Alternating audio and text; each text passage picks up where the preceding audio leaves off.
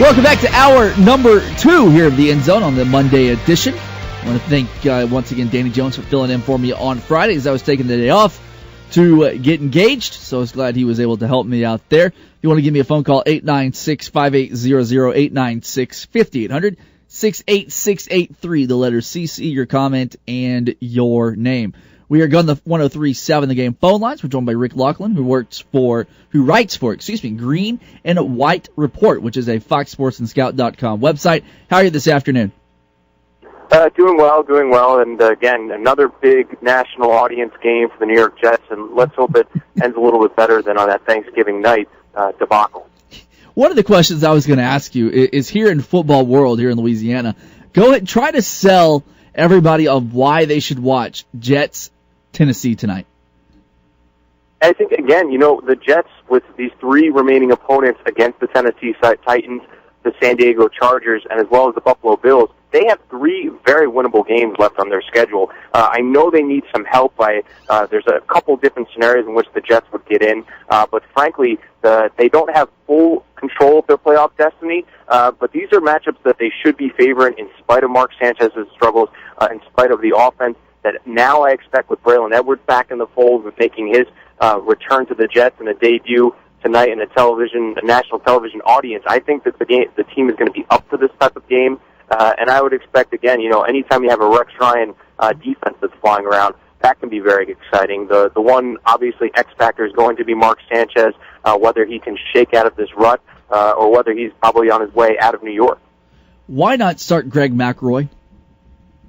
And, yeah, I think that's a very good question. And for one, I know that before Rex Ryan supported Sanchez this past week and reinstated him basically as starter, I, for one, thought that Greg McElroy at least deserved the chance to compete, to show what he had for these final games, because I think even the Jets didn't really expect to get some of the breaks they did, with Cincinnati losing to Dallas the past week, as well as the Pittsburgh Steelers losing to Dallas. That kind of opened the door for this AFC playoff picture. So, going back a couple weeks, you thought maybe the final 3 games you're going to be looking to evaluate the future, evaluating what's going to happen at the quarterback position. But now with the Jets very much in postseason contention, I think that now they're going to ride it out with Mark Sanchez.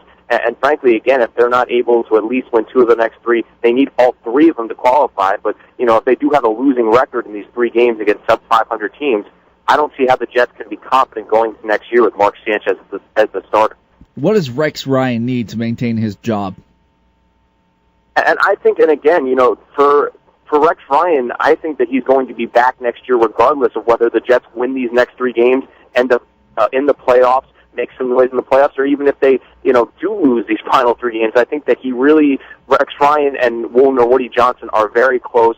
I think that if the Jets are going to make a change and they have a 3-game skid to end this year or finish out of the playoffs for the second straight year, I think you're more than likely looking at a guy in general manager Mike Tannenbaum probably getting the axe, and even in a more likely scenario, getting reassigned within the organization. So I think from that standpoint, while Rex Ryan, you can make the argument this has been one of his better coaching jobs because, losing your best offensive weapon in Santonio Holmes, losing your best defensive stopper in Darrelle Revis, and here they are, very much in playoff contention. So for Rex Ryan, I think for the time being, his job is safe, but there could be some changes in that front office if the Jets finish out of the playoffs for the second straight year. What is the feeling around New York about Rex Ryan? It's really, if you're following the team on a week-by-week basis, it's really it's almost a crisis management type of situation. Things look like they couldn't get any worse after the Thanksgiving night game. Here we are 2 short weeks later, and the Jets look like they have second life. So I think for Jets fans specifically, they grew pretty tired, and a lot of that Super Bowl talk and Super Bowl promises were a little bit stale, and I think that now Rex Ryan even toned down some of his expectations, saying that he's not going to predict the team to make the playoffs because it's really not realistic because they're below 500. So I think he's adjusted his style in that way. Some of the bravado and some of the brash talk had worked for him in his first 2 years when the Jets made their consecutive AFC title runs. But right now, with a roster that's really been depleted, with tons of injuries on the offensive side of the ball, I think that Rex Ryan knows he needs to temper his expectations, if he wants to keep his job. We're talking with Rick Laughlin, who writes for Green and White Report, which is a Fox Sports and Scout.com website. Tim Tebow, is he still loved in New York, or people wondering why he's on the team if you're not going to play him? No, I think, and again, Tim Tebow, the story came out 3 or 4 weeks ago about how anonymous players are coming out and knocking Tim Tebow and blaming him for some of the team's struggles. I mean, I think the coaching staff has not given him a fair shake at trying to lead this offense or giving him an opportunity to at least quarterback the team out of the pocket. I know there's questions about whether he's going to be a prototypical pocket passer, but Tim Tebow has been nothing but a good soldier through this whole process.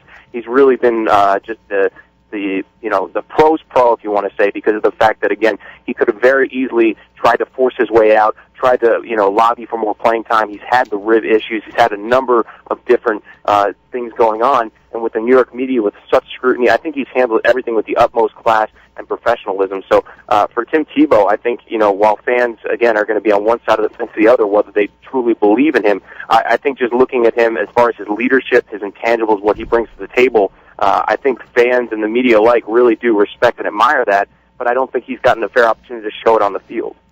Any chance he's a Jet next year? I think it's very unlikely. I think looking at the Jets and some of the holes that they need to fill, I mean, Tebow would definitely be a great trade asset. I know that Woody Johnson came out a few weeks back and had said that he expects Tim Tebow to play out the remainder of his contract the next 2 years. So, I think in my mind at least that's a very unlikely scenario. Specifically, again, you thought Mark Sanchez would light a fire under him to have Tim Tebow kind of rubbing shoulders with him. In fact, it's had the complete opposite effect. Sanchez has looked rattled. He looks shaken. He's performed subpar, even worse than he had in his second and his third year. So I think for the Jets, while they are trying to still make the Tim Tebow experiment work, I can't see it being realistic that he's coming back next year. We're talking with Rick Laughlin, who writes for the Green and White Report, which is a Fox Sports and Scout.com website, right here at 103.7 The Game at Acadiana Sports Station. What do you think the keys to tonight's game are? I don't think, without question, the Jets, again, it's hard to evaluate them when they're playing the Jacksonville Jaguars and the Arizona Cardinals of the league, but, the defense has really stepped up. They've done a good job of taking advantage of less than stellar quarterbacks and Ryan Lindley and then Chad Henne this past week. So I would look for Rex Ryan to try to get Jake Locker confused, try to force some mistakes. They have some playmakers in that secondary with LaRon Landry. Obviously Antonio Cromartie has played at a Pro Bowl level in the absence of Darrelle Revis. So I think the key for the Jets is going to be their defense is going to have to produce some points and produce some turnovers to take some of the slack off Mark Sanchez. So the keys offensively would be for them to get the running game going, because Sanchez is an entirely different quarterback when the running game is going well, when he's using play-action fakes. He can actually be rather effective. And, it's no coincidence that as the running game struggles, that's when Sanchez struggles too, because he cannot take this offense on his shoulders and lead them up and down the field.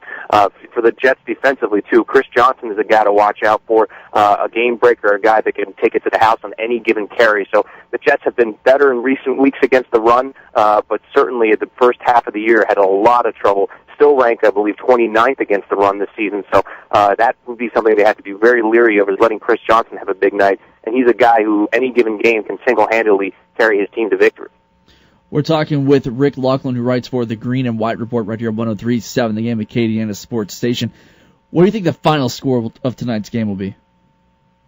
I think this is going to be a rather tight game. I expect, again, with the Jets, with some of the turnover issues they've had, the Titans as well, I expect there to be a few mistakes. I expect the defense to make a few plays as well. I wouldn't be surprised to see the Jets defense bringing one back for a score. So I could see this in the 23-17 range. I do think the Jets are going to be able to squeak by, get their third straight win, and make a press for the postseason. But again, with the uncertainty at the quarterback position, I know a lot of fans are a little bit conflicted because they don't know whether to root for the team to keep the postseason hopes alive, or hope that they lose out and they get a higher draft pick. So you have Jets fans on both sides of the fence, but I think for tonight the Jets are going to be victorious. What do you think the keys for Tennessee will be? I think that, again, for the Jets, I think they really, the ground and pound, and you've seen it revived with Bilal Powell coming out of that backfield, is a great second option. Sean Green, I think, to start the year, I think he was, in fact, maybe even a little out of shape, not in game shape. You saw him struggle in the first couple of weeks and then really turn it on. Looks like he's going to eclipse 1,000 yards rushing for the second straight season. So, the Jets are going to have to, a team that they got away from their identity last year. Again, they tried to make Mark Sanchez this Peyton Manning type, calling out all different audibles in the backfield. I think the Jets just have to keep the game plan simple, lean heavily on their running game, and let Sanchez make some plays, particularly with his feet. You saw it last year again, he was able to get out of the pocket and scramble, make some nice plays on quarterback bootlegs and some runs. This year, they've really restricted him to that pocket, which I think has actually hurt him. It's made him too mechanical. It's made him a little bit unsure of what kind of reads he has to make on the field. So for the Jets, again, when Sanchez is at his best and this offense is at their best, it is really when they're almost playing a backyard football type of game plan where they're just relying on a strong, bruising running game and Sanchez to make some creative plays with his feet as well as through the air. We're talking with Rick Laughlin right here on 103.7 The Game at Acadiana Sports Station. If you think of the Tennessee Titans, what do you think their best asset will be?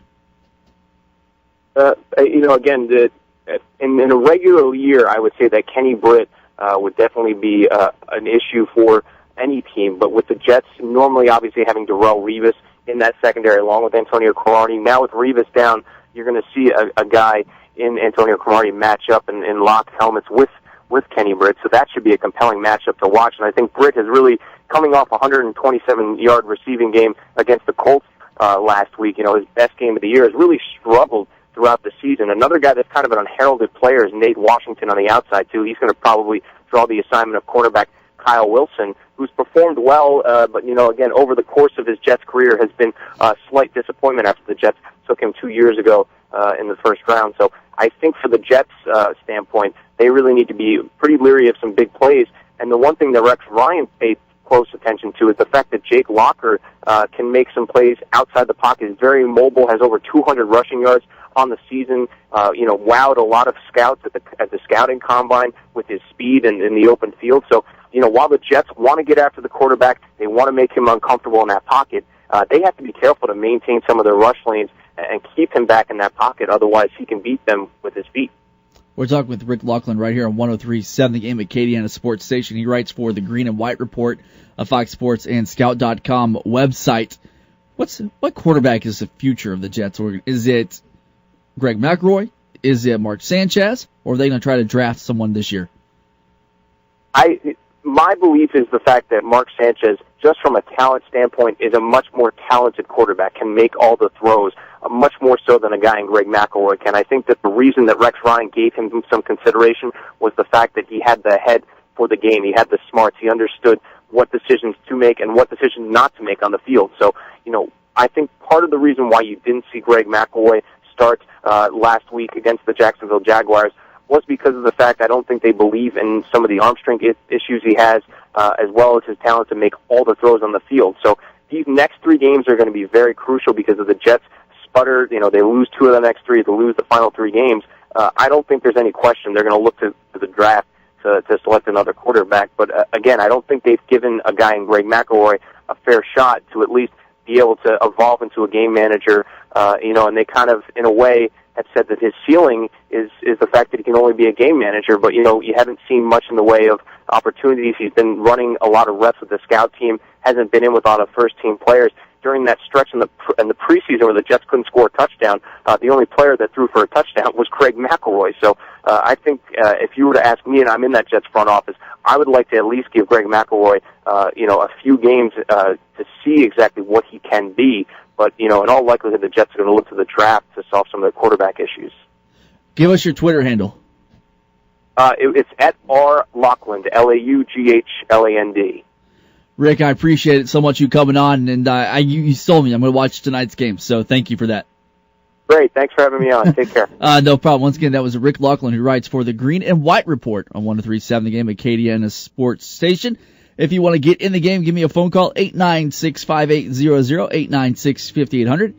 This is 103.7 The Game, and we are